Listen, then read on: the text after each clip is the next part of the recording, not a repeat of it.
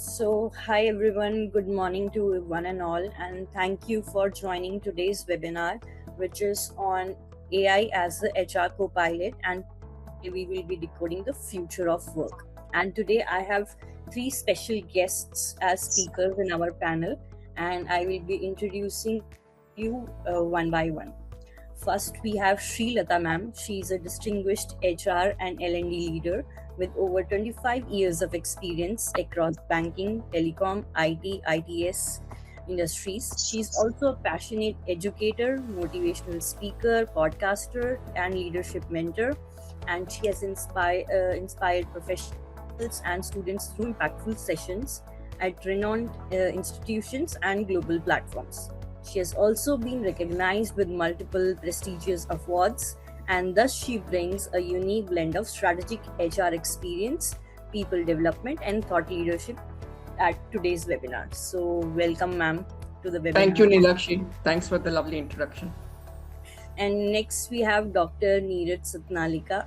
He is a seasoned finance professional, strategist, and educator with over 12 years of experience across investment research, strategic operations, and financial leadership. Dr. Neeraj holds a PhD from IIT Bombay in finance. He was a former professional at Goldman Sachs and CRISIL, and currently he heads operations and strategy at Unova from the founder's office as an AVP. Having recently authored a white paper on AI as the HR co-pilot, Dr. Neeraj brings a powerful blend of analytical expertise, innovation, and future-focused leadership to today's discussion. Welcome, Neeraj. Thank you, Nilakshi, for inviting me. Next, we have Saurabh here with us. He's a founder of Enablers, and he's also an experienced L&D leader with 10 years of experience in leadership development, coaching, and startup building. He is pioneering AI-powered coaching platforms like ENA and MOAI, designed to help leaders and teams navigate clarity, decision-making, performance, well-being in today's fast-changing workplaces. With its strong blend of human-centered leadership and AI innovation, we are thrilled to have him. Thank you, Lakshi. Thank you for having me here. Okay, so let's start today's discussion. Right now, organizations everywhere are racing toward AI-driven transformation. Every function is being pushed to move faster, think smarter, and operate differently. And HR is right at the center of that shift. And recently, ETHR World recently pointed out while AI is undoubtedly making HR more efficient, data-driven, it is also bringing an uncomfortable but important question on the surface. Are organizations truly evolving the way they manage people, or simply accelerating existing systems and mindsets? Because this movement is bigger than technology alone. It is forcing HR leaders to rethink decisions, leadership, culture, trust, and even the experience at work itself. So today, we are not discussing just AI tools and trends. We are coding what the future of work could actually look like when AI becomes HR co-pilot. And with that, let's dive into our first question. Neeraj, I would like your viewpoint on the question that I'm about to ask.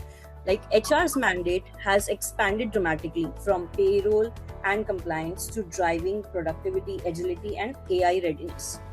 What's the one expectation placed on HR today that didn't exist 3 to 5 years ago, and why does it matter now? Sure. So I think the biggest shift is that now HR is expected to, be a driver of business productivity. Previously, they did not had a board seat and board membership at organizations, and were focused majorly on the people processes.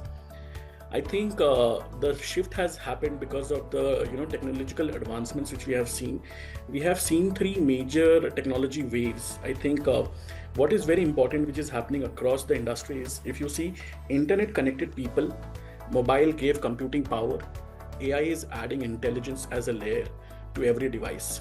And these three technological advancements has added more computing power and intelligence to everything, every decisions which we take.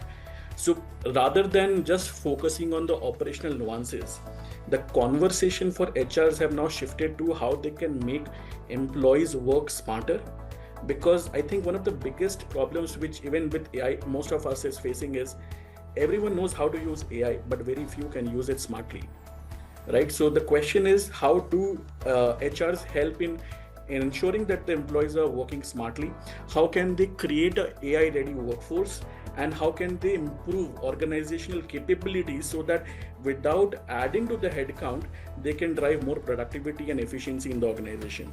This, I think, was missing in the last 5 years period. Thanks, Neeraj, for your viewpoint. Srilata ma'am, can you add to it that?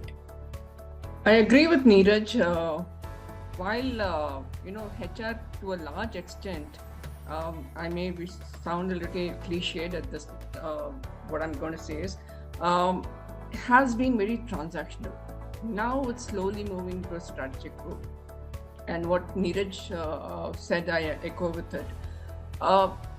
While people are centric for every organization, HR is more centric in the context of recruitments, PMS, comp and benefits, rewards and recognition, the whole entire gamut of HR. We are not looking at only doing a job. We are not looking at only people doing a smart job. We are looking at efficiency, efficacy, and also to ensure that how we can capitalize the human activities. Like I go to work every day. I go from 10 o'clock to some 7 or 8 o'clock or 7 o'clock or whatever. How am I capitalizing my potential to ensure that the companies progress further and I also progress in the process? If the companies are doing well, unless I do a fantastically horrible job, I will do well. I mean, if I do a miserable job, obviously I'll be out of the organization. But if I'm doing fairly well, average and above average, I'll also grow the organization. So in that context, we are not just companies today, organizations today are not looking at only employees doing a activity. Let's say, for example, Neelakshi is working with Unova. She may be holding 10 critical roles. But is organization only catering to the capability of Neelakshi bringing those 10 activities? Capability to those 10 activities? No, we are looking at something beyond that. And that's how AI is capitalizing the potential of each individual's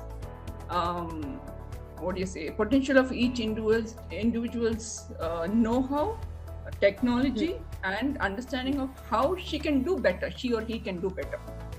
Okay, I've done my MBA, blah, blah, blah. I've done my PhD, whatever.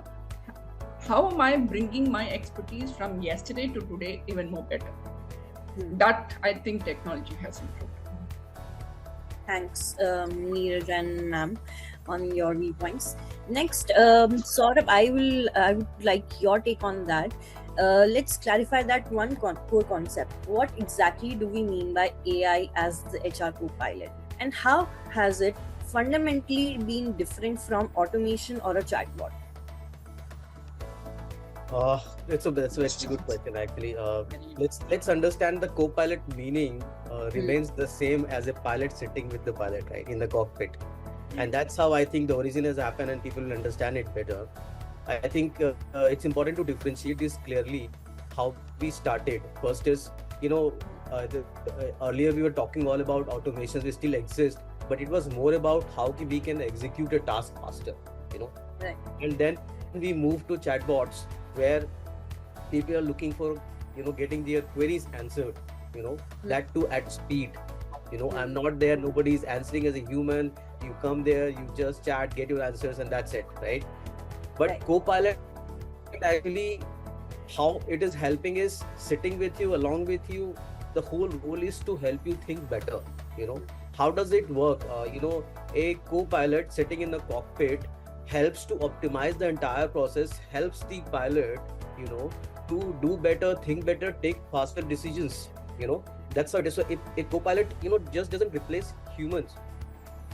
It enhances their judgment, because decision making will always be a key part of every business.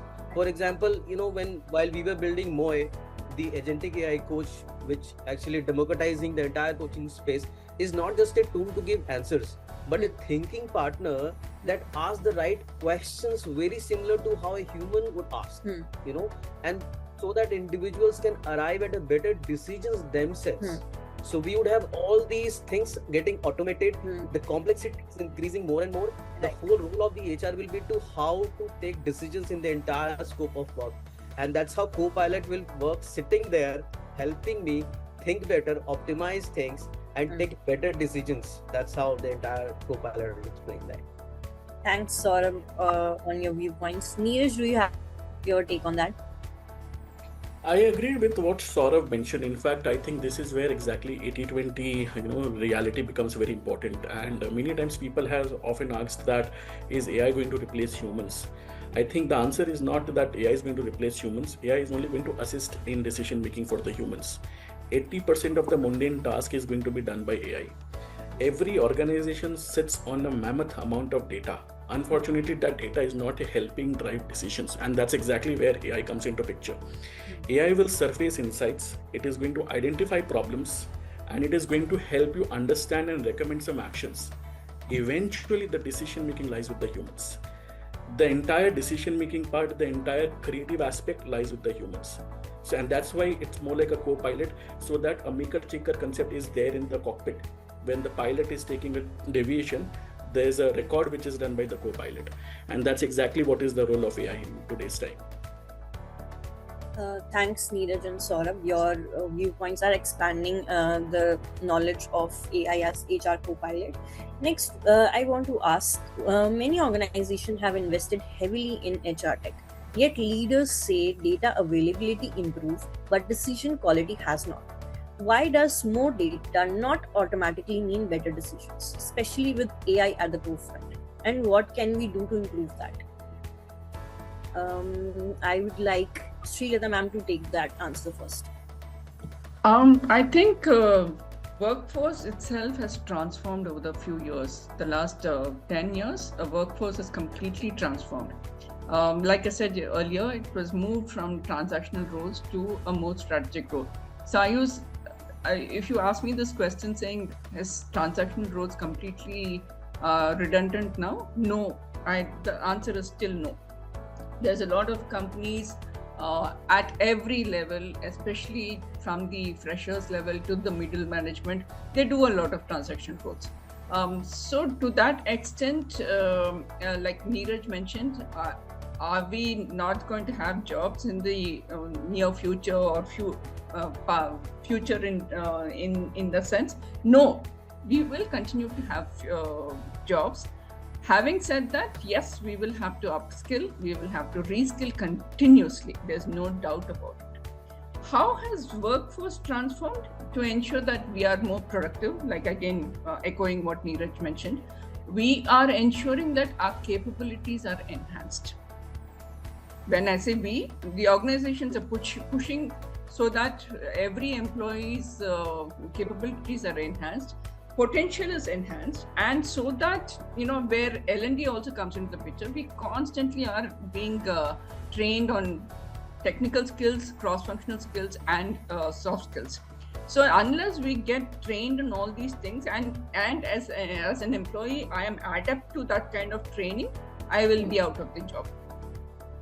If I'm not adept to that kind of training and I'm having those mental blocks saying, why should I learn this? I'm a vice president, I'm a president, I'm an assistant manager, whatever the designation is.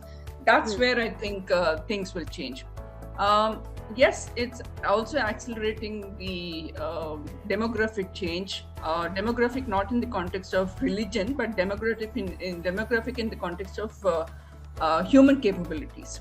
And also how we are reshaping our jobs. If you see the recruitment JDs today, vis-a-vis like even 5 years back, it's completely changed. We are looking at JDs being more productive. The JDs itself has spoken volumes in the context of saying what I expect from the employee. It is not one generic JD and 100 people apply, and some 4 people get shortlisted and 1 person probably gets selected. So the JD itself is more robust in that context. So I think that's where the whole thing starts. And I'll also add that today HR analytics is playing a vital role in every organization. Why is HR analytics and what is HR analytics? We are talking of data, how we can crunch for the organization at large, how we can utilize the skills of the employees, and how we can deal with competitors in a large extent. So now you may ask me this question saying, how does HR get involved in the competition? We are not taking part in the business competitors, but we are ensuring that our employees are getting skilled and the right fit is there for the company. So therein the competitors, we are helping the companies deal with their competitors to that extent. I'll leave it over there. If you want me to expand, I'll expand. Thank you, ma'am. I think that says much about what will make our decisions better over a period of time when employees be culture fit or use the HR analytics. Very fair points. Saurabh, would you like to expand on that? Before you go to Saurabh, I'll just add two more points. One is the technology, especially AI, has helped or enhanced the skills of reasoning and context. And the second is the predictive capabilities or HR analytics, like I mentioned. These 2 points has also enhanced the HR department at large. Thank you, ma'am. Yeah, thank you. I think a lot of breadth has been shared by Lataji already. I'd like to add what I'm seeing right now, being in the environment of technology is like today, I think it's becoming a data paradox now. Okay. So what we are seeing is data is available, data availability it has improved significantly, but decisions quality hasn't kept that pace. And the reason is simple. Data gives you as an HR a lot of information, but it doesn't give you interpretation or direction. Most HR systems today, if you see, are great at dashboards, but they don't tell you what to do next. And that is the missing layer, is where AI combined with structured thinking frameworks can actually convert that data into an insight and further into an actionable, points, so that you start using it, interpret it well. We are living in a time where, we don't have to, give more. We need to actually learn more from the employees now. Data could be better collected from them, filtered it out into actionable insights. All the way we always used to do learning interventions. I think that traditional L&D is probably, is going to be dead soon, because a lot of data will be available through people. You can do TNI through people. You can do, programs through people. Let people tell you without you going to people, and that's what data should be able to do it. And our decisions as an HR will be in this whole paradox to be, okay, what can I do next? This is the demand, this is the need, and you can all see through data. That's my take on entire HR space and L&D space. I'll just add one point to what Saurabh mentioned is HR and every department, finance and other departments, collect a lot of data. They constantly are using Excel and these days SAP HR and SAP Finance and whatever. But are they utilizing it optimally? We just collect data.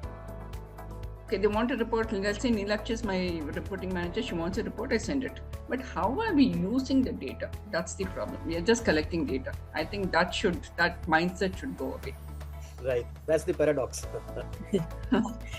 Right. Neeraj, do you have any 2 takes on that? Sure. I think I'll agree to what Lataji said and what Saurabh said. I'll add just 2 points on this. There's a massive difference between reporting and decision making. We have invested heavily in collecting the data. We have not invested in how to take insights from that data. I think data tells you what is happening. AI is going to add and build an intelligence layer saying what might happen. And then comes the human layer where you can decide what should happen. In fact, we are now moving towards prescriptive analytics. So from predictive analytics and talking about how we can be more proactive rather than reactive. and we can build our systems in a manner that early warning signals can be generated so that we can take corrective actions. So I think I echo with what Saurabh said. It's the data paradox. We have a lot of data. The problem is not having the data. We are sitting on a huge amount of data, but there's a thin line of difference between reporting and decision making. Thank you all for your viewpoints on that. Let's move forward on discussing a common hesitation. Will AI replace the human HR? How do we reframe this conversation from replacement to augmentation without dismissing the legitimate concerns or ethical concerns? Saurabh, do you have any takes on that? So see, I think we have been discussing about this whole thing in terms of replacing human and all, and I don't think AI will replace HR ever, but I do think AI will replace low quality human interventions that we are doing right now. Absolutely. Because people will stop valuing it very soon. Transactional work, repetitive work will definitely reduce with the advent of AI that we're using, and that's the whole purpose, enhancing the productivity on day-to-day wise. And I think that's what ChatGPT and all other LMs are doing into our life. We can write mails in 2 minutes, 1 minute. You have to think for hours. So that's what they're doing. But areas like judgment, empathy, ethical decision making, those actually becomes more important, as we move forward, because those would be the critical requirements. So the real risk is not AI replacing HR. The risk is HR functions don't evolve, which led to whatever it has to lead to. So that would be my take, very few words. Neeraj, thank you, Saurabh. I think the way I look at it is every technological wave creates a fear in mind of people. Is that going to take up something which I've been doing? And I think more than saying that is technology going to take up my job, technology changes the way we work. So as Saurabh rightly mentioned, AI is fantastic at speed. It uses pattern recognition. It basically automates all the repetitive tasks. Where the human lies is on building the trust, conflict resolution, more on the empathy, negotiation, leadership skills, decision making, judgment.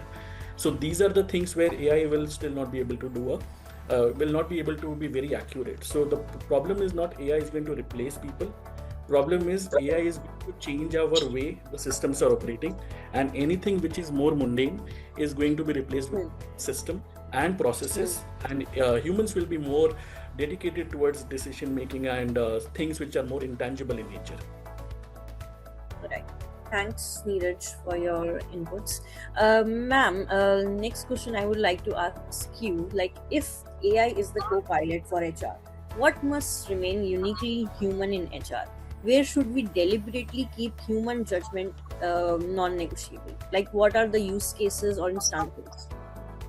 I like Neeraj and Saurabh have mentioned earlier, and even I mentioned, I think the touch of human or empathy, how I react with people, how I speak to people, how he or she reacts to what I'm saying is very important. That AI cannot do. Even 20 years from now, even with the latest and fantastic technology, I don't think that they can do. They will not be able to say, for example, let's say, I'll give you an live example. Yes. When this was in 97, I suppose, 1997. I don't think you were born then also. So my mother went she had a bronchial asthma. She had a massive bronchial asthma attack. So this was on a Thursday evening. She went to my cousin's house and she had a problem. I asked my cousin to rush her to the hospital, because for me to go from one end of the city to the other end and then come back to the hospital will take some time.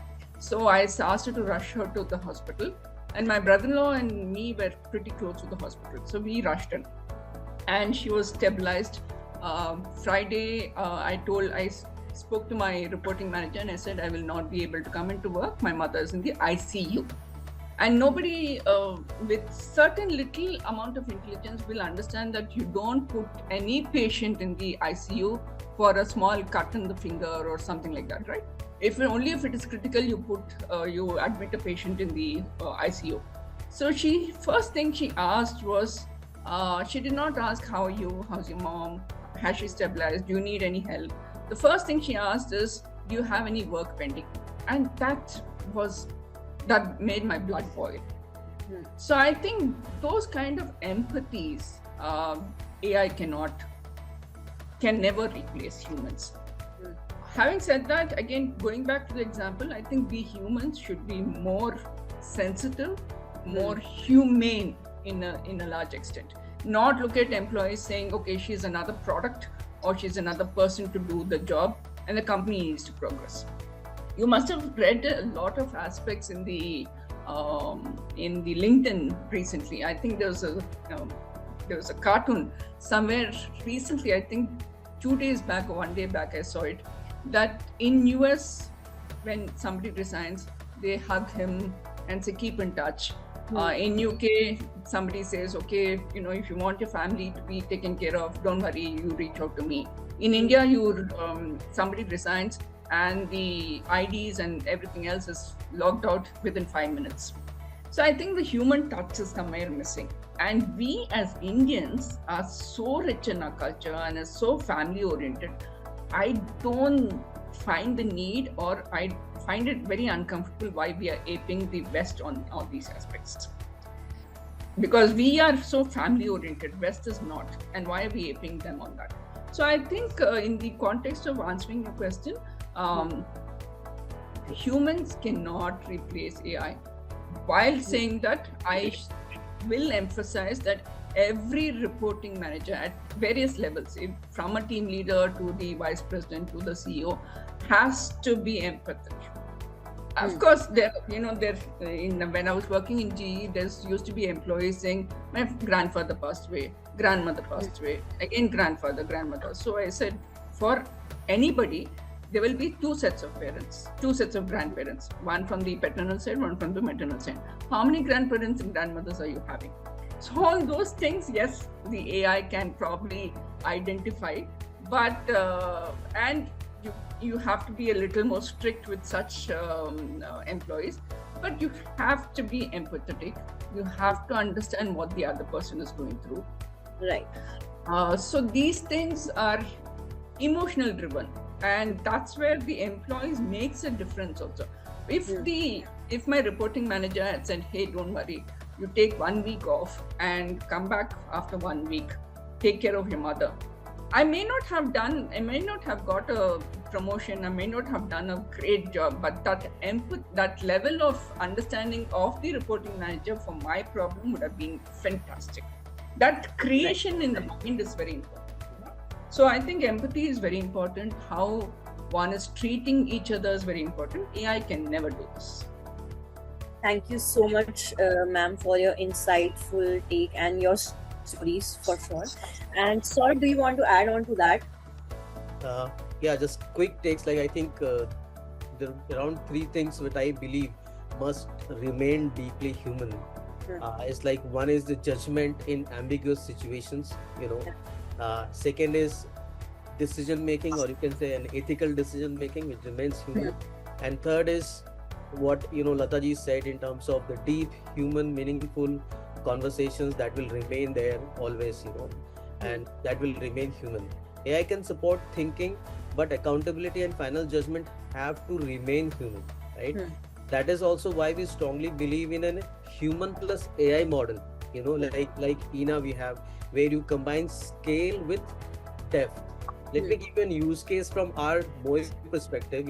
One very practical example of our work, what we are doing is, we developed MOE as an AI thinking partner for professionals. Even coaching is not very understood to large masses, right? What we noticed that a lot of employees and managers get stuck in a decision loops where prioritizations, handling team conflicts, career decisions, this is what they face day in day out basis. Instead of constantly depending on the managers or the HR, how could we engage with something like some product like MOE, which gives you structured conversations? What happened as a result was faster decision making, higher clarity, and reduced dependency and escalations.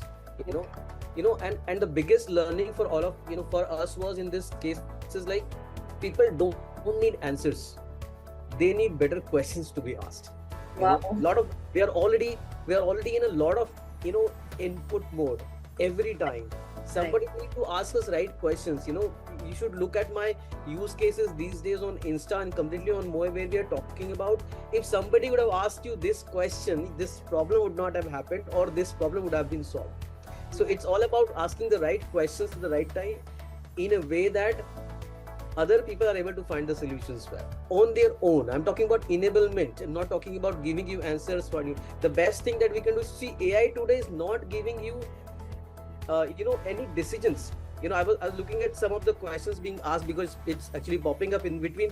Somebody's asking that how, if AI is taking decisions, if you see any tools today, any technology, any tools, products, services you are using, AI will never give you decisions. It gives you informations, it gives you recommendations. It will tell you at the end when you chat on ChatGPT that my recommendations, best you should go ahead with this, but decision has to be taken by you as a human.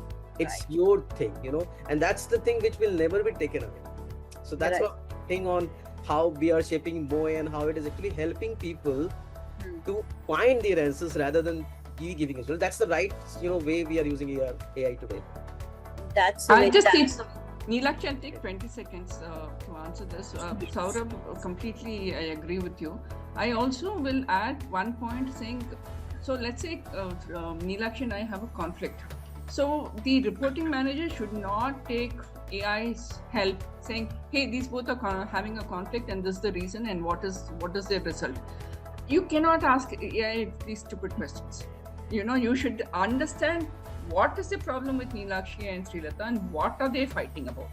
So that, to that extent, I think ma'am's net just lagged. Right. Okay. I think let's move on to Neeraj. Do you have any takes on that, Neeraj? Meanwhile, ma'am reconnects.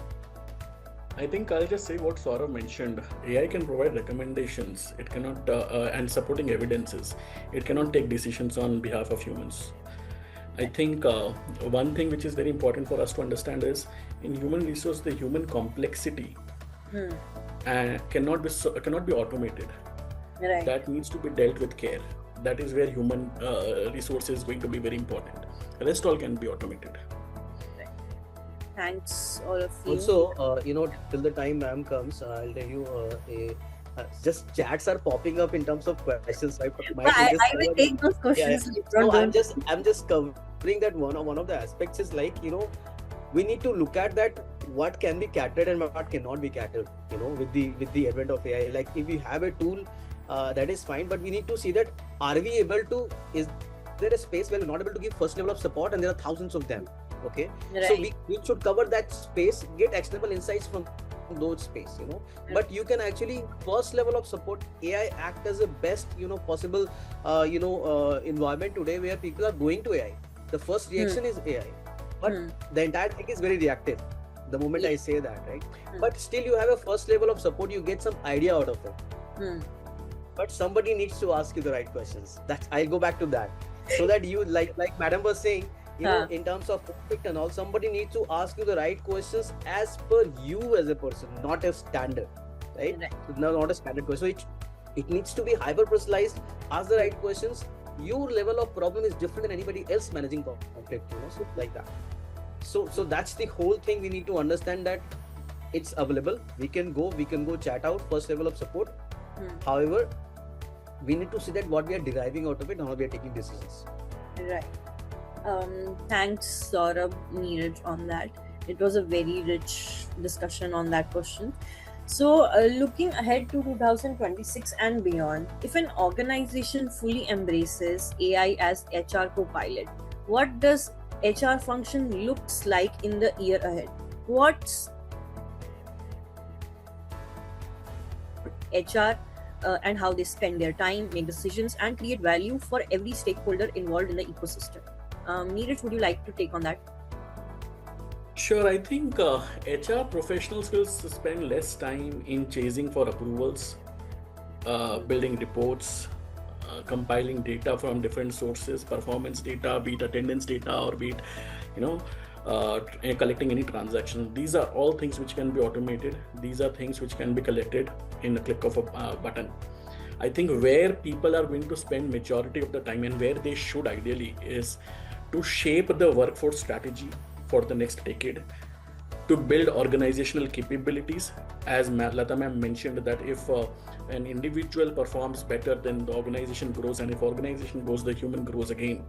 It's like a cycle, correct? So organizational capability needs to be improved, and then they need to focus on developing the leaders.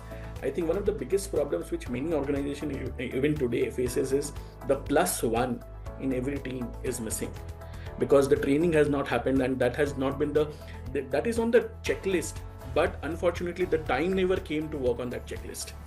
And that's, I think, is going to be the top 3 priorities. In addition to that, how do they drive change and transformation? Because change management per se is a very difficult task to bring in an organization, because you are changing the entire system. You are probably trying to digitize everything, you're trying to automate things. People will always be fearful about that. I think the major time should spend in these 4 aspects. Thanks, Neeraj, for your insightful takes and perspectives. Saurabh, do you have your take on that? Yeah, so rightly mentioned by Neeraj. I would add that if we look ahead of ahead to 2026, I think HR will become far more intelligence driven rather than program driven, which we used to be earlier. I see that a lot of administrative and repetitive tasks, work will reduce. HR will spend more time on strategic conversations and decision making that I have been, emphasizing on again and again.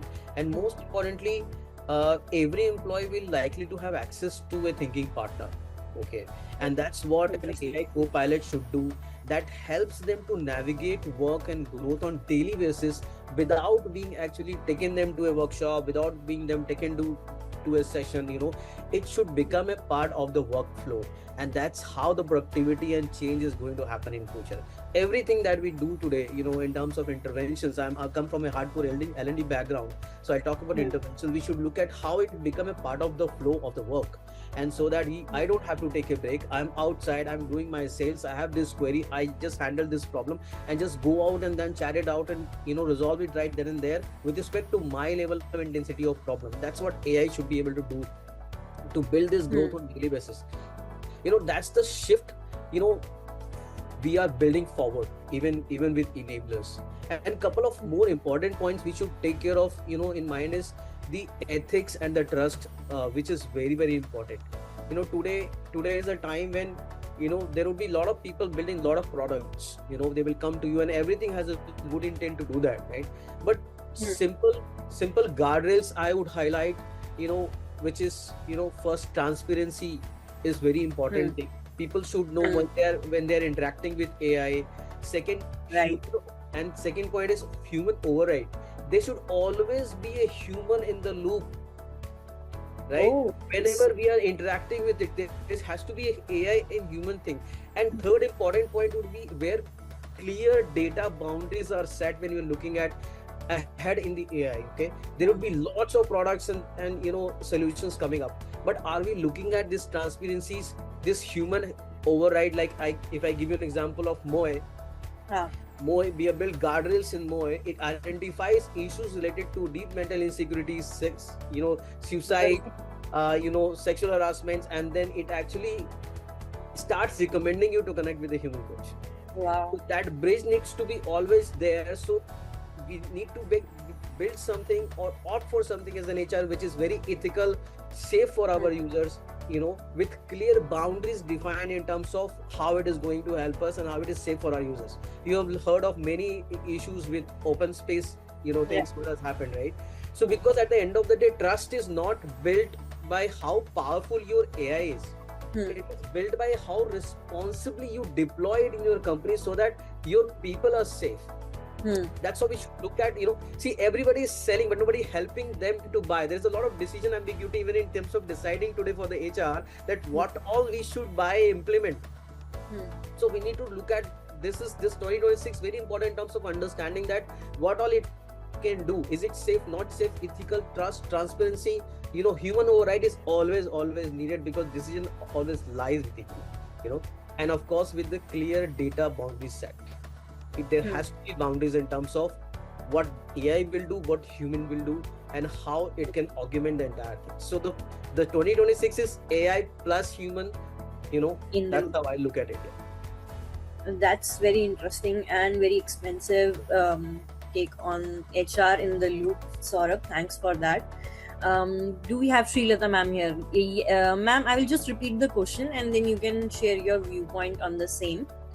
Sure. So, looking My apologies, there's some problem with the internet. That's okay, ma'am. So the question was, looking ahead to 2026 and beyond, if an organization fully embraces AI as HR Copilot, what does HR function look like in the year ahead? What's different about how HR spends its time, decisions, and how it adds value or creates value to each and every stakeholder in the ecosystem? I think it's important that organizations move from a transactional role to a more strategic role. Having said that, that's where AI can really play a vital role, because all the low-end redundant jobs can be done by AI. Right. If you take recruitments for example, today I don't have to spend 1 week on screening some 300 CVs. I can do it in 5 minutes or 10 minutes through AI. So AI has enhanced to that extent. One is in terms of sieving through the CVs. Second is understanding how they're duplicate CVs or not. Are they matching the JD? So all that is done in less than half an hour, 1 hour, 2 hours, or whatever. So that has enhanced the activities by and large. Can you repeat the question, please? Okay. So, if an organization fully embraces AI as the HR Copilot, what does HR function look like in the year ahead? And how will they spend their time, decision making, and how will they create value to each stakeholder in the ecosystem? I think the employee experience will enhance how I am utilizing my skills, how the organization is utilizing my skills. That will completely change.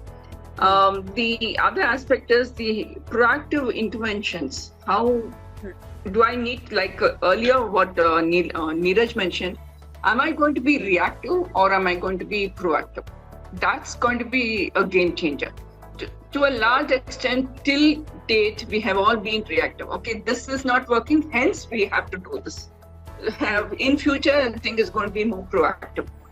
The third is, I had earlier mentioned, is the predictive and descriptive analytics or HR analytics. That's going to play a vital role. To understand what will be done or what will be required for the future, and how I can utilize the capabilities of an individual for enhancing those skills and enhancing those requirements. The third is the company in terms of the culture and empathy. That cannot be done by but by technology. That human activity, human touch has to be there. I'll take back the example of COVID. During COVID of 2 years, we were all stuck at home. Right. People were very, very unfortunately, every family, some friend, some family member was passing away. But what was missing over there is the human touch. We were all stuck on 20 Zoom calls every day, 20 Zoom meetings every day. But was that human touch there? I think that was missing. The last point I would like to mention is the mindset. We have to move from oh my God, I'm scared of technology, to saying that technology can enhance my life and my way of doing things. So I'll give you a small little example. 15 years back or 10 years back also, no, 15 years back, we all went to the banks to withdraw money, to deposit money, to put money in FDs, etc. We had to wait in long queues. Today, you and I don't even step out of the house to do our activity unless you want to go to the bank and do something. Otherwise, we can withdraw money, and if you go to an ATM, there's scores of ATMs across cities, across small towns also. So we can go to an ATM and we don't have to stand in long queue. So technology has really enhanced our lives. It is up to us as to how we can use those capabilities and enhance our lives better. Right. Thank you, ma'am. Thank you, Neeraj, Saurabh, for all your inputs. We are almost ending our discussion. I'm at the last question, and then I will be taking up the Q&As from the chat bot. And the last question is, just to close the discussion, if you could leave our audience or listeners with one that captures the future of HR with AI as co-pilot, and one action they should be taking right now, this week, this month, what it would be, like a piece of advice or a piece of action point they should be enabling in their organizations. So, Srilata ma'am, you can go first. If I have to use one word, it will be augmentation. Nice. If I have to clarify it better, I think it's identifying time-consuming activities. That's point one. Point two is to test what are the technology capabilities that can be used to enhance human capabilities. Right. The third is compare and refine. Compare the redundant jobs, not compare technology with humans. That can never be compared. But compare redundant jobs and how we can do away with those jobs, moving from transactional to strategy. These are my 4 points. Oh, great. Neeraj? I also have the similar word. I think one word would be augmentation, because I think the future organization belongs to human intelligence plus AI intelligence or artificial intelligence. And if you ask me about the actionable or one action points, I'll leave you with two. One is start small, and probably second is measure outcomes, because outcome driven economy is something which we are going to see in the next 10 years for sure. So I think organizations which are having the most amount of AI may not still succeed. What is important is you need to be very mindful of where you are implementing AI. So even if you start small, that's fair. Okay, great. Saurabh? Yeah, so I think Neeraj mentioned a very, very valid point. What he just said was very, very valid. Yeah. So though I am from all this tech background and all, but if I had to leave today with this one word, it would be clarity. Okay. Nice. And one action, with this word clarity, I would suggest is, whatever we are doing today, just pick up one area where your team struggle and with decision making, and introduce AI there, not as a tool, but as a thinking partner. That's the co-pilot all about. You have to have someone helping you think better and get clarity. The center of the entire universe is clarity. That's what my opinion. Thank you, all of you. Saurabh, again, when you say clarity, people will say, okay, like I gave you an example, Neelakshi and I are having an argument. So my manager says, hey, how can I understand how to deal with this conflict? So that's not going to be the answer. You can't expect technology to give you answers for a conflict. Yeah, so technology can ask you right questions. And that's why Moe is there for you. Go there, start chatting. You will not get any answers. You will not get recommendations, no solutions. It will ask you such questions that it will shift your mind to start thinking what you have not been able to think, and even look at. So it will cover your blind spots, and start helping you think in a way which was not even thinking about that, how to think. And that's the whole magic of Moe. Try it sometimes. I'll send you a free trials. How it asks you questions and solve your level of problem, not the world problem. Because if we change ourselves and able to help, somebody's helping me to reflect better, I think that's where change happens. I would definitely love you to try it out. True. So I haven't used Moe, but I will never ask any random technology saying, how can I deal with this individual? What to do with this individual? I will never ask that. Okay. Because that's where the human touch and human feelings is very important. Absolutely, it takes care of that. You know what? I can actually let me give you a bit on how we have built it. I'll just take one more minute, Nilakshi. Yes. So Moe is actually not just a chatbot. It's an agentic AI we have built on ICF model, which is International Coaching Federation's model. An AI which actually listens you very deeply.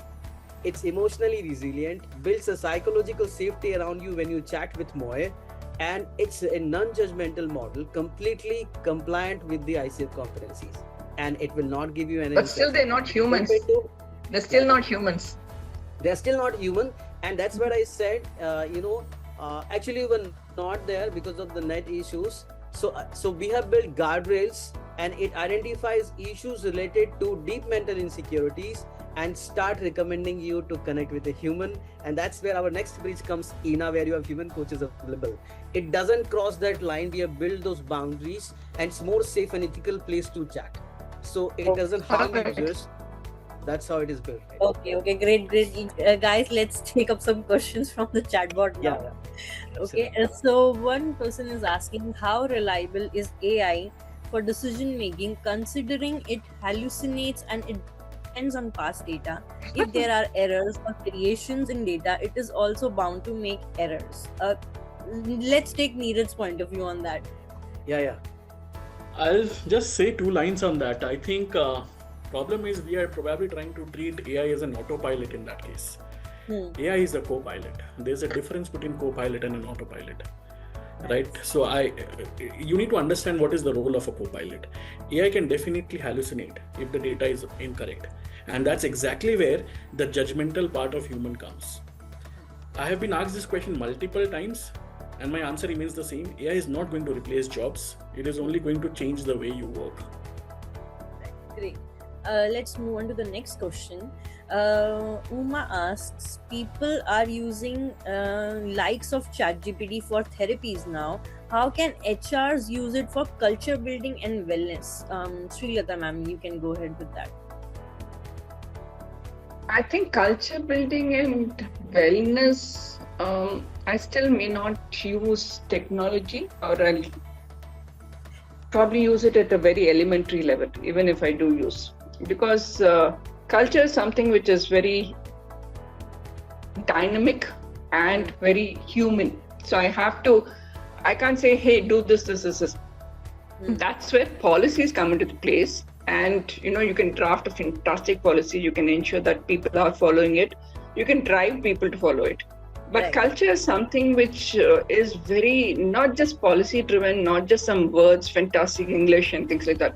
You'll have to build in those nuances in an individual, and you have to ensure that individual. Let's say, for example, a Northeast person is coming into the South for the first time, and he or she is supposed to be working out here. He or she does not know anything about South, neither the language, neither the food. So everything is becoming very strange for him or her.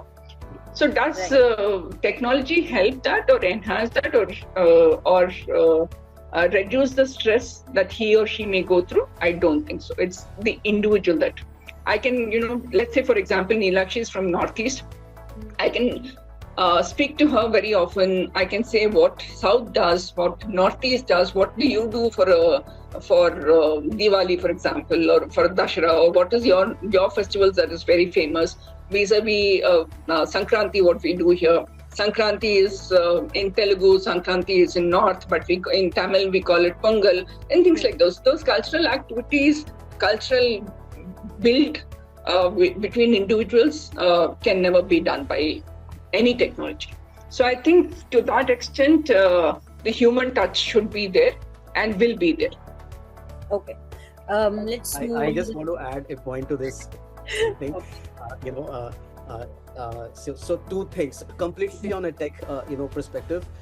So the question was around mental health and also assessing the culture. I'll give you other way around answer in terms of first is like there is a separate space of mental health, and I mentioned about the hybrid models where there are products backed by YCs and all those who are actually helping people as a first level of support, and then they actually connect them with humans to solve those problems of, I'm talking about therapy area, which really helps, cater it to you as fast as you can today, because I think this space of mental health is growing, and there are technology available which is with the support of AI and human. Secondly, on the culture pulse, of course, culture building is a very different aspect of the world, but I don't give you a use case of what we are doing at Moe. Okay, see, let's say organizations, 1,000, 10,000 people are using Moe day in, day out for their problem areas, challenges, could be related to personal life, work, performance, productivity, anything. Right. Okay, so we have built a sentiment analytics engine which actually extracts those, and it's an anonymized report, but that we built, and it gives you your culture pulse and trends that you can take out now quarterly, which was never possible in the past. We used to do climate survey every year, and then you work on those things. Now you can get a pulse of the culture in terms of, what is happening, how are the emotions involved, is it stuck, hopeful, whatever. It gives you those inputs as an actionable insights which you can take as a decision making. And further, it is actually customized. We build a customized layer of company's competencies, which gives you much closer insights in terms of what we can do. So that's the thing. It's not 100%. It goes close to the place where you're getting those inputs from the analytics, which you were never able to get. Now, assessing culture would be faster, maybe quarterly, and if you have very high value, you can do it monthly also with this custom layer that we are building on Moe as an analytics engine. So these are the possibilities happening. I think that's one of the features that we are also building at Unova. We do have our own employee sentiment analysis at the back end, and we have happiness meter as well. So I can align with you on that thought for sure, how we are ourselves building the culture at Unova itself. So let's take up the next question. How do you convince leadership that AI in HR is not just another trend, but a long-term strategic shift? Neeraj, do you want to take that? I think by doing a faster answer would be by doing a competitive analysis on how you can reduce your cost and invest initially to build systems which gives you more efficiency. Probably that will be more practical rather than using more presentations, PowerPoint decks, and long documents to convince people. Right, great. Next question is, AI in HR raises valid concerns about bias, transparency, and employee privacy. What guardrails should organization put in place to ensure that the co-pilot builds trust and not erodes it? Neeraj, do you want, or Saurabh?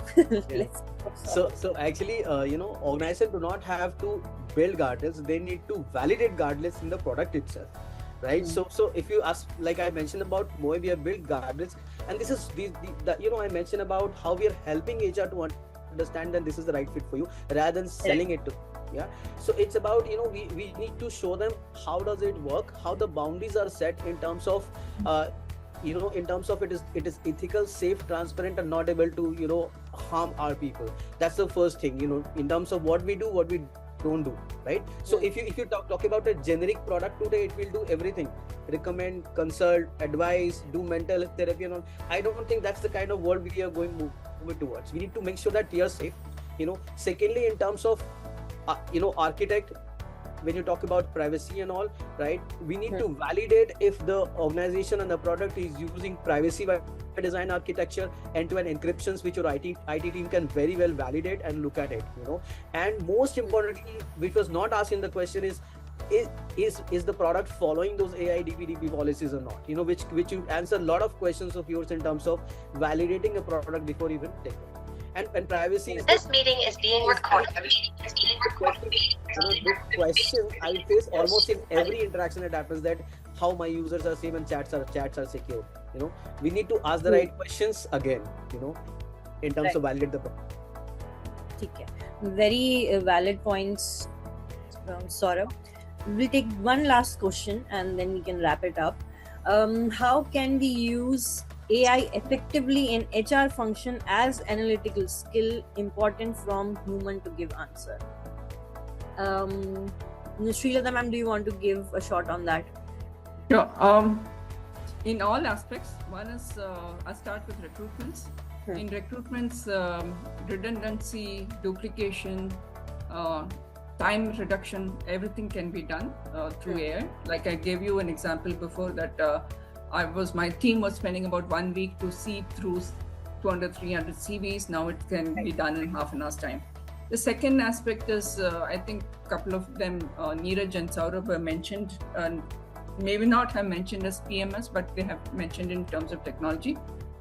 In terms of performance management system, I can understand very clearly through technology, through not necessarily just AI, but through technology at large, as to how individuals are performing, on what are the metrics. Now, when I say performance, is not just I come into work, do my job and go back, but in terms of metrics. And that's where the performance PMS appraisals, increments is robust.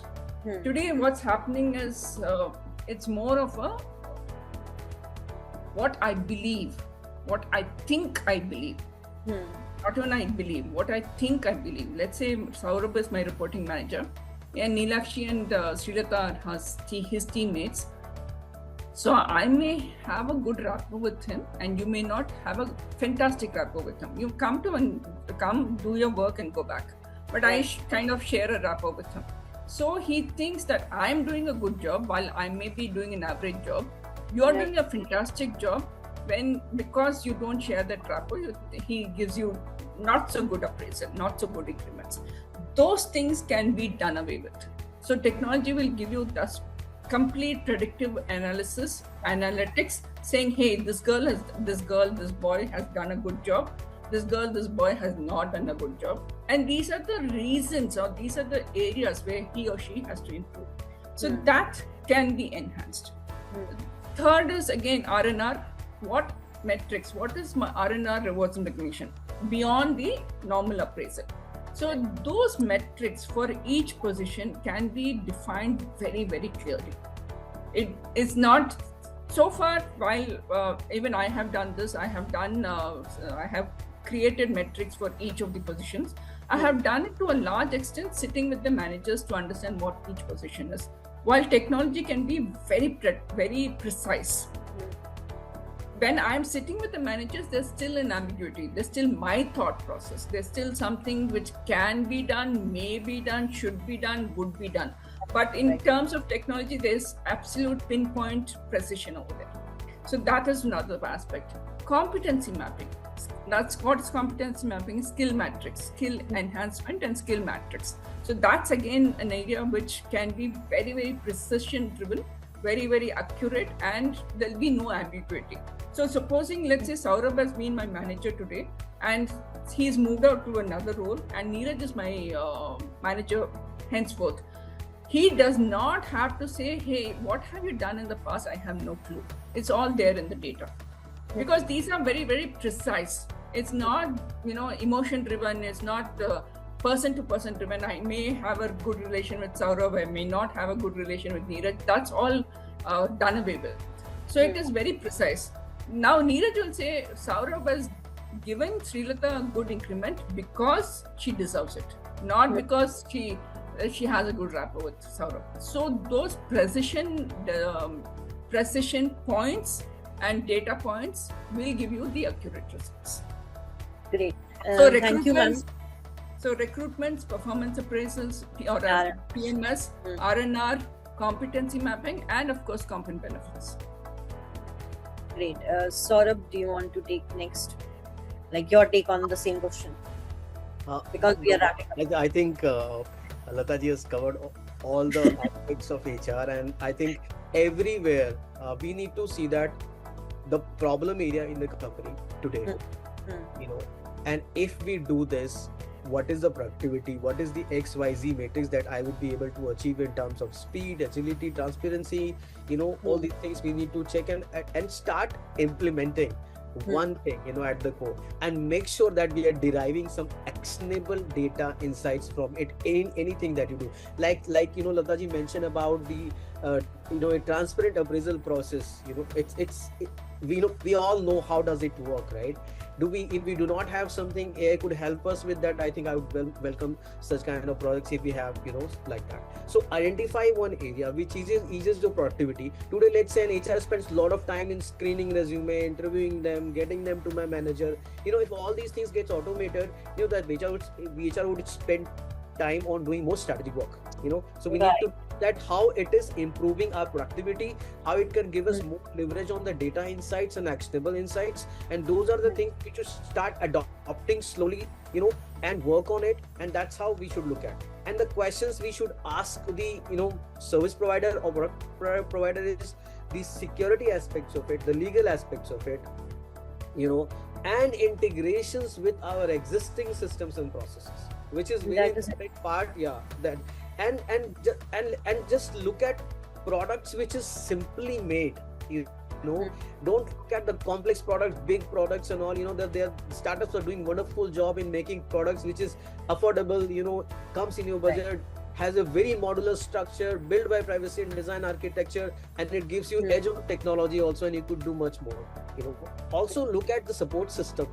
I would appreciate Unova being known for the best of the support systems whenever available. People are calling, and I really appreciate about those feedback. And that's how we look at any system and process that we do, and that's how we also practice as an AI product. That you need us, I am there, whether on WhatsApp, email, call, anything. All modes of communications around. Look at all these things, because I have seen you might sign up with a system, okay, and might land a problem of support issues, and then you will repent. We need to really look at these aspects very, very truly. Greatly said, Saurabh. Neeraj, do you want to have a closing word on that? I'll just take 1 minute in the interest of time. I think the future HR leader is going to combine 3 things: AI insights, asking better questions, and maybe driving strategic decisions while being compliant on the trust, transparency, and data privacy laws. Great, guys. It was a very wonderful session. I had a great time having lots of discussions with you, and we will be uploading our webinar soon.